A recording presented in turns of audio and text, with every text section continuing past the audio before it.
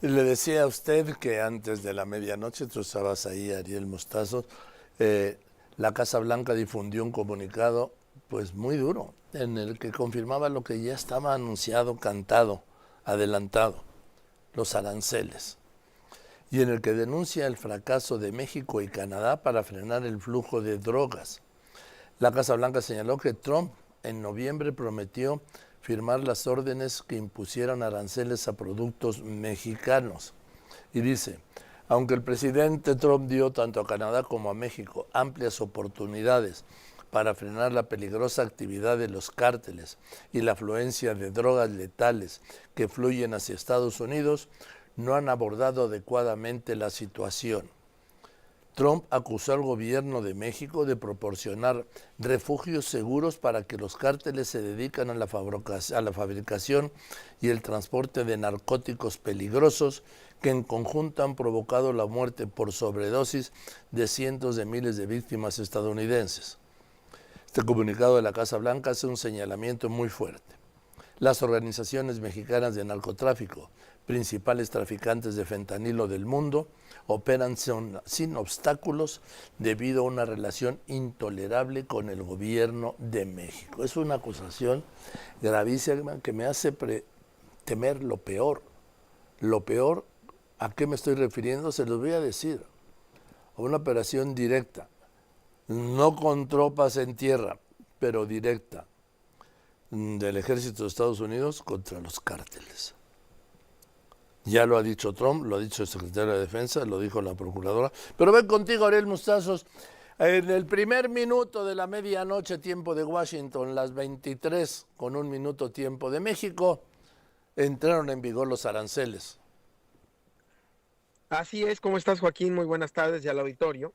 Y lo que todo mundo en el gobierno con quien he hablado, en el gobierno de México, y también algunos en el gobierno de Estados Unidos, se preguntan es ¿qué es lo que puede satisfacer a Trump para que quiten los aranceles? ¿Los va a quitar pronto? ¿Los va a quitar en los próximos días? ¿Va a tener una llamada quizás el jueves con la presidenta de México? ¿Qué va a pasar ahí? ¿Por qué México retrasó unos días la presentación de las tarifas retaliatorias o de los aranceles retaliatorios a Estados Unidos? Canadá puso estos aranceles retaliatorios y ahora le acaba de ir como en feria porque Donald Trump le dijo a Trudeau otra vez, gobernador de Canadá, porque ya saben que quiere anexar Canadá, y la trae contra Trudeau, se caen muy mal mutuamente. Y le dijo que si Canadá responde a estos aranceles que le impuso, pues que entonces Estados Unidos le va a reimponer aranceles, a los mismos aranceles al mismo nivel que los que Canadá le quiere aplicar. Entonces, esto es lo que está, digamos, en las reacciones del día después de lo que sucedió, de que los aranceles ya están impuestos.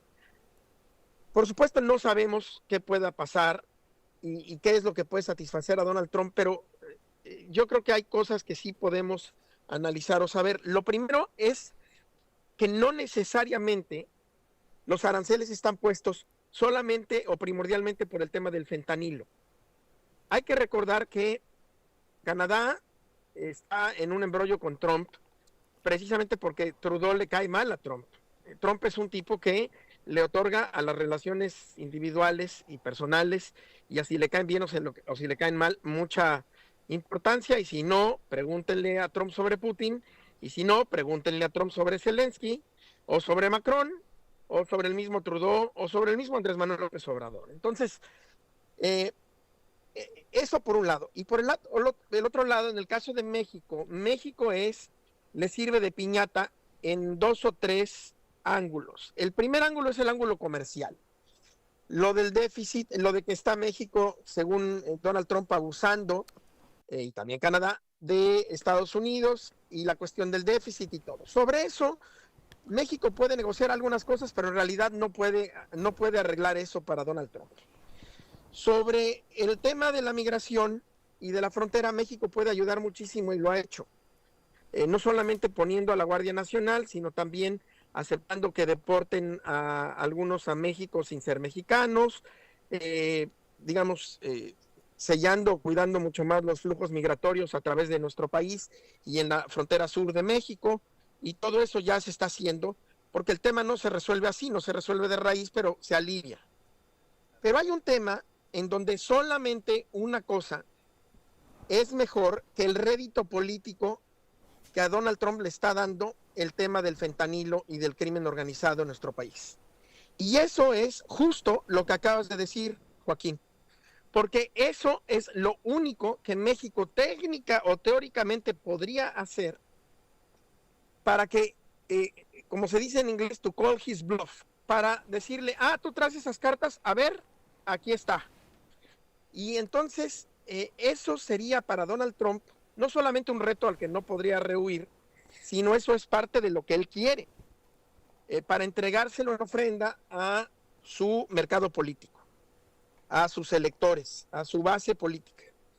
Y entonces eso puede ocurrir de distintas formas. Una es en operaciones clandestinas, ya sea en tierra o en aire en México, y lo de clandestinas lo subrayo, o en ataques como los que tú dices, aéreos, eventualmente hablando, que por cierto hay que subrayar, no creo que sean inminentes para nada, y también podría ocurrir que el gobierno mexicano, estoy hablando teóricamente, dijera, bueno, pues si tú crees que así es como lo podemos arreglar, pues entonces te invitamos, teóricamente, a que pases y contribuyas con nosotros en estas operaciones. Y ahí, en teoría también, pues le estarían cerrando la boca a Donald Trump y no podría entonces ya decir que México está aliado con los cárteles, el gobierno mexicano, y que además no estamos haciendo, o no está el gobierno mexicano haciendo lo suficiente. Y dicho sea de paso, tengo que subrayar que el mismo comunicado de Donald Trump se está contradiciendo, porque yo creo que muy pocos niegan que en México no haya un problema de crimen organizado o que en México no haya corrupción. Pero lo que es literalmente imposible es que un gobierno como tal, como el mexicano, esté aliado con los cárteles y que luego 2 párrafos adelante en su comunicado diga que los narcotraficantes, además de combatirse entre sí, combaten al ejército y a la policía. Pues si el gobierno está aliado, pues entonces no pueden estar combatiendo a la policía y al ejército, que dependen y son parte del mismo gobierno. Entonces, por supuesto que no hay una alianza entre los cárteles y el gobierno mexicano, eso está claro. Y mira que yo soy crítico del gobierno mexicano en muchas otras cosas, pero también es cierto que hay funcionarios del gobierno a todos los niveles, en algunos espacios, por algún tiempo, que por supuesto se corrompen y permiten que las operaciones del narcotráfico ocurran, y así llevamos ya pues varias décadas. Pero el tema con Donald Trump es satisfacer precisamente lo que él está buscando, y lo que él está buscando, yo también me temo, Joaquín, que es va por el lado de lo que dices. Ahora, fíjate, yo creo que esta noche le va a dedicar un amplio espacio a aranceles, a narcotráfico, a México, a China, sí, a Canadá, a Ucrania, pero de todos estos temas a mí solo me interesa y preocupa uno, el de México. Porque dicen, es que grabó con interés, con aranceles a China, ve qué gravedad. Pues luego déjenme ver esa gravedad. Para mí la gravedad es lo de aquí primero, digo, pues es incluso noticiosamente, ¿sí? Claro. Sí. Y lo de China, pues eso es otro tipo de entendimiento. Y la postura de hoy del premier canadiense Trudeau, pues es que ya va de salida. Y quiere terminar pues con una imagen que hoy no tiene, al contrario. Está ampliamente reprobado en todas las encuestas Trudeau.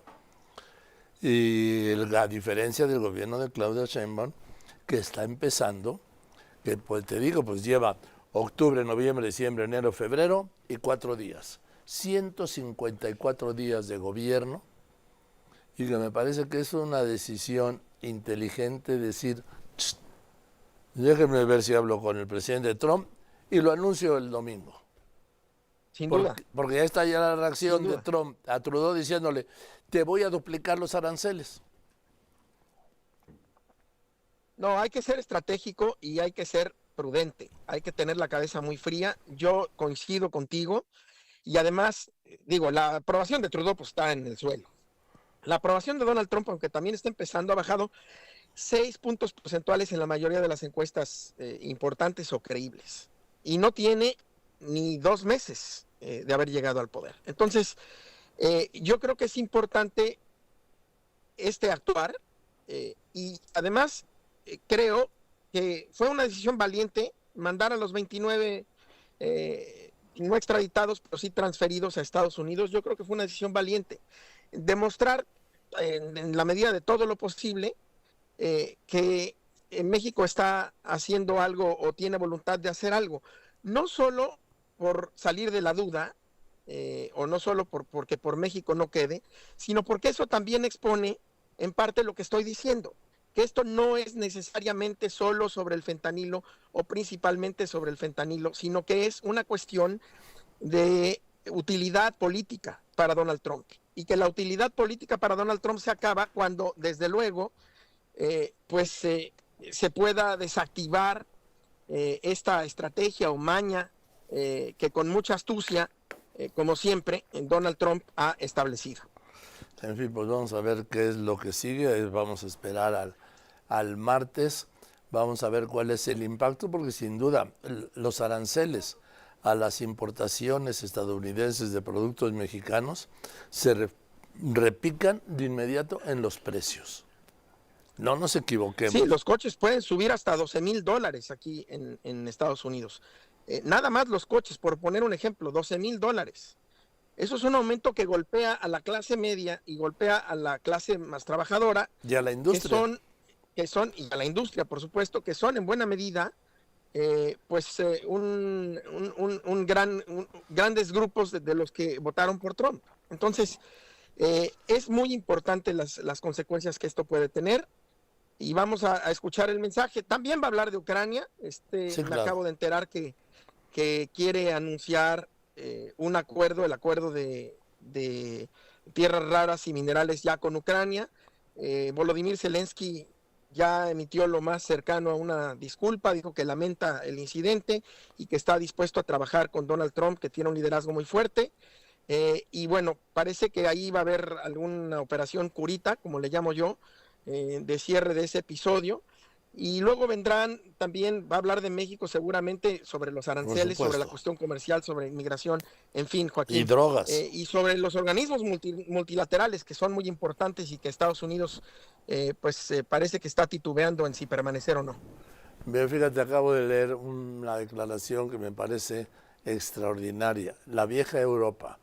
Dice, ¿cómo puede ser que Europa, con 500 habitantes, esté atemorizada con un país de 300, es decir, Estados Unidos, y con uno de 130, es decir, Rusia? ¿Dónde está la potencia europea?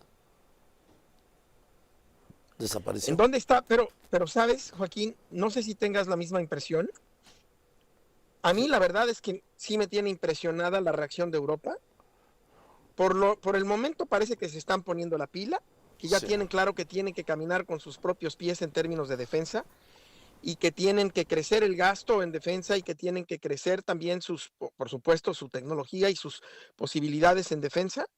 Y veo a una Europa, por lo menos en los principales países, por lo menos en esta cumbre de Londres, no pertenece a la Unión Europea, el Reino Unido, Francia y Alemania, diciendo, pues aquí tenemos que salir adelante por nosotros y apoyando a Ucrania y echando para adelante. No sé, ojalá que así siga, ¿no? Ojalá se tengan la capacidad y la unidad y la decisión de hacerlo. Hoy, Europa, pues Europa es una potencia, la Unión Europea, de segunda o de tercera, China, Estados Unidos y la Unión Europea. Así es. En fin, te mando un abrazo, querido Ariel, muchas gracias, eres un fregón. Y yo otro, a ti al contrario siempre, un privilegio, Joaquín. Gracias, querido Ariel Mostazos, muchas gracias. Allá en Washington